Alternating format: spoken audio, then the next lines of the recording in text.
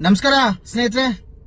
ಏನ್ ಇವತ್ತು ಈ ವಿಡಿಯೋ ಮಾಡ್ತಿರೋ ಉದ್ದೇಶ ಅಂದ್ರೆ, ಏನು ನಮ್ಮ ಕರ್ನಾಟಕದಲ್ಲಿ ಇರುವಂತ ಮಾಲಾಧಾರಿಗಳು ಶಬರಿಮಲೆಗೆ ಹೋಗೋ ಟೈಮಲ್ಲಿ ಮುಗಿಸ್ಕೊಂಡು ತಮಿಳುನಾಡಿನ ಕಡೆ ಏನಾನ ದೇವಸ್ಥಾನ ಸುತ್ತಾನ ಅಂತ ಹೋದಾಗ ಯಾರೋ ಸಿಲೆ ಬಡ್ಸೋಣ ಅಂತಿದ್ದಾನೆ. ಆ ಮುಟ್ಟಾಳ ನನ್ನ ಮಗನು ಅವಿವೇಕಿ ಆ ನನ್ನ ಮಗ ಏನ್ ಮಾಡ್ತಿದ್ದಾನೆ ಅಂದ್ರೆ, ಈ ಮಾಲಾಧಾರಿಗಳು ಹೋಗ್ಬೇಕಾದಾಗ ಟಿಟಿನಲ್ಲಿ ಕನ್ನಡ ಬಾವುಟಗಳು ಕಟ್ಕೊಂಡ್ರೆ ಇವನ್ಗೆ ಉರಿತೈತೆ ಹಿಂದ್ಗಡೆಯಿಂದ, ಮೆಣಸಿನಕಾಯಿ ಇದ್ದಂಗ ಆಗತ್ತೆ ಹಿಂದ್ಗಡೆ ಇವನಿಗೆ. ಈ ಬೋಳಿ ಮಗನು ಹೋಗೋ ಬರೋ ಗಾಡಿಗಳಿಗೆಲ್ಲ ಅಡ್ಡ ಹಾಕೋದು, ಬಾವುಟ ಕಿತ್ಸೋದು, ಕನ್ನಡದ ಬಗ್ಗೆ ನಿಂದನೆ ಮಾಡೋದು, ಅವ್ರ ಮೇಲೆ ಹಲ್ಲೆ ಮಾಡೋಂತ ಕೆಲಸನ ಮಾಡ್ತಾವನೆ. ಇವನ್ಗೆ ಯಾರು ಇವನ್ಗೆ ಅಧಿಕಾರ ಕೊಟ್ಟಿದ್ದು? ದಯವಿಟ್ಟು ರಾಜ್ಯ ಸರ್ಕಾರ, ಗೃಹ ಮಂತ್ರಿಗಳಾದಂತ ಪರಮೇಶ್ವರ್ ಅವರೇ ದಯವಿಟ್ಟು ಇತ್ತ ಗಮನಿಸಿ.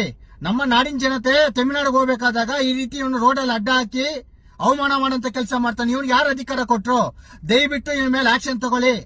ನೀವು ತಮಿಳುನಾಡಿನ ಗೃಹ ಮಂತ್ರಿಗಳು ಹೇಳ್ತೀವೋ, ಪೊಲೀಸ್ ಇಲಾಖೆಗೆ ಹೇಳ್ತೀವೋ, ಇವನ ಮೇಲೆ ಕಟ್ಟುನಿಟ್ಟಿನ ಒಂದು ಕ್ರಮ ಜರುಗಿಸಬೇಕು.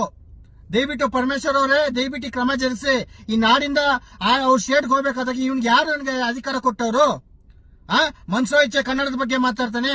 ಈ ಅವಿವೇಕಿ ಮಾಡಿದಾಗ ನಾವು ಮಾಡಕ್ಕಾಗುತ್ತಾ? ಒಳ್ಳೆ ಸಂಬಂಧಗಳು ಬೆಳೆಸ್ಕೊಂಡಿದೀವಿ. ತಮಿಳುನಾಡು ಆಗಿರ್ಬೋದು, ಆಂಧ್ರ ಆಗಿರ್ಬೋದು, ಕರ್ನಾಟಕ ಆಗಿರ್ಬೋದು, ಯಾವುದೇ ರೀತಿ ಸಮಸ್ಯೆ ಇಲ್ಲ. ಇವಾಗ ನಾವು ಬಾವುಟ ಕಟ್ಕೊಂಡು ಹೋಗೋದು ಇವನಿಗೇನು ಕುರಿ?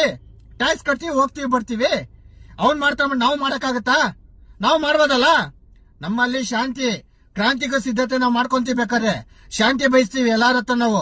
ಇಂಥ ಒಬ್ಬ ನೀಚೆಯಿಂದ ಸೆಲೆಬ್ರೇಷನ್ ಅಂತ ಇದಾನಲ್ಲ, ಇಂಥ ನೀಚ ಕೃತ್ಯದಿಂದ ನಮ್ಗೆ ತುಂಬಾ ಇದಾಗಿದೆ.